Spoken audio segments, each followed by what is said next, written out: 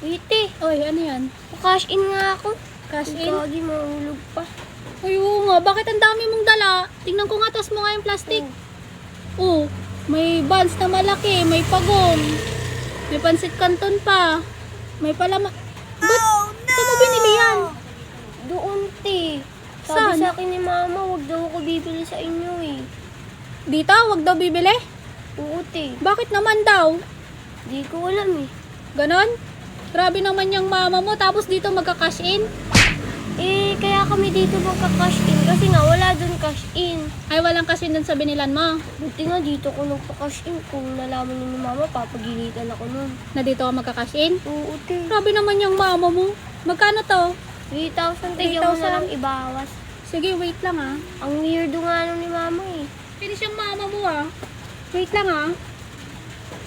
Wait lang, may nakompute ko na dito eh. 1,211. Saglit lang ah. Titingnan ko lang dito sa listahan ko. Oh, may utang kayo dito. 1,211. Ha? Oh my God. Oh, 3,000 minus 1. Bali, 1,789. Sabihin mo kay mama mo, ito na lang yung i-cash out ko minus charge. Anong gagawin mo, te? 1,759. Sabi mo kay mama mo na ang isisend ko lang sa GCash niya 1,759. Kasi binawas ko na yung utang niya, ha? Sige, te. Si mama Oo, kasi. syempre para fair. Ayaw niyang bumili dito tapos Kaya, ano? bawas niya, te. Bawas ko na lang. Oo, te. Sabi mo charge yung ha. Ay, teka lang, te. Ano? Malalaman ni mama na dito ako bumili. Ay, nagpa-cash in. Iyaya mo na, sabi mo walang GCash doon sa inutusan niya sa yung pagbilhan. Ayun. Ha? Oo, di ba? Kung dito sana kami bumili, no? Oo, di mo sana dito kayo bumili, di hindi ko pa sana ibabawas. Loko-loko yung mama mo 0948. Ito yung number niya. Antay mo, send ko. 1,759.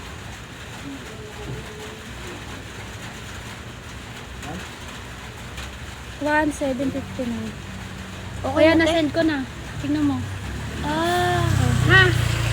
Sabi mo na lang sa kanya. Okay. bye-bye. Sige, thank you. Masya nga talaga si mama. Talaga, sinabi mo pa. A few moments later. Oh, ano yun, te? Bakit 1,759 lang yung sinend mo sa Gcash ko, be? Di ba 3,000 yun? Oo, 1,759 lang talaga yung sinend ko. Ha? Bakit naman, be? Di ba 3,000 yung pinadala ko sa anak ko? Oo nga, te. Pero binawas ko na yung inutang nyo dito kasi di ba matagal na rin yun. Mag-iisang buwan na. Ay, hindi kasi pwede, be. Kasi pambabayad ko yun sa lending. Kailangan ko yun. Ay, pambabayad mo sana yun ng lending. O di, okay lang yun para maramdaman mo rin yung pinaparamdam mo sa akin. Bakit naman? Ano na naman Isa iba ginawa mo ko inutusan sa'yo? yung anak mo na bumili. Pwede mo naman siyang utusan dito tapos makiusap kayo na wag mo nang ibawas yung utang, di ba? Kasi may babayaran pa kayong una. Ay, pasensya ka na, be. Nahihiya kasi ako eh. Pambabayad ko kasi talaga yan ng lending. Iuhuli na sana kitang bayaran. Inutusan ko na lang siya sa iba kasi akala ko ibabawas mo sa Akala kanya. mo ibabawas ko? Posible naman, te. Pwede mo namang pwede naman kayong makipag-usap. Ang bilis nyo nga lang makautang dito, di ba? Tapos pagbayaran, iiwasan nyo na kami. Pasensya ka na, be. May interest kasi dun sa lending eh. O, Kaya dito nga uunahin walang ko yun. interest. Wala nang interest dito, di pa kayo makipag-usap ng maayos pag di nyo pa mababayaran. Pasensya ka na, be. Baka pwede O, wait lang po. Bilib muna kayo. Ano yan? Route 223. Ay! Sorry. Kay Master. Kay Master. 53. 53 minus 60. Sige, video? Oh, sige, load ko na lang. Thank you, Master. O, ano, te? Baka pwede i-send mo na lang sa akin yung binawas ng utang. Ay, hindi ko na po yun Talaga isisente. yun sa lending eh. Para maramdaman mo rin yung pinaramdam mo sa akin. Grabe naman kayo. Pinapautang naman kayo dito. Tapos, kapag may pera kayo, sa iba kayo mag-uutos. That's right! Malamang din nyo naman yan, yung binili ng anak mo, din naman nyo yun inutang dun eh. Binayaran nyo yun eh. O di sana bumili na lang din kayo dito, tapos nakiusap kayo na hindi nyo pa mababayaran kasi may unahin kayong babayaran. Maintindihan ko naman yun. Kaysa naman po ganyan, kapag may pera kayo, sa iba kayo nanguutos.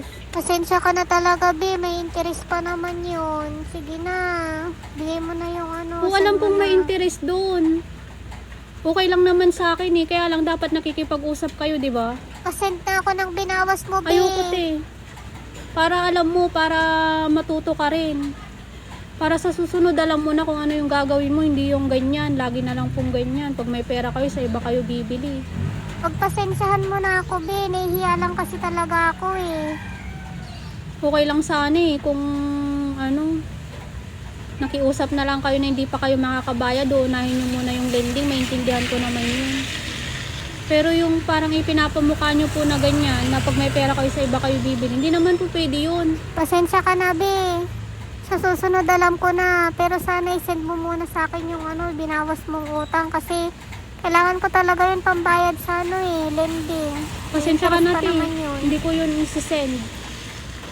Para matuto rin kayo, hindi yung ako na lang lagi yung sumasama yung loob. Dahil sa inyo. Hala, asan na kaya kukuha ng pambayad? Sige, sige, be. Pasensya ka na ulit. Pasensya na, ah.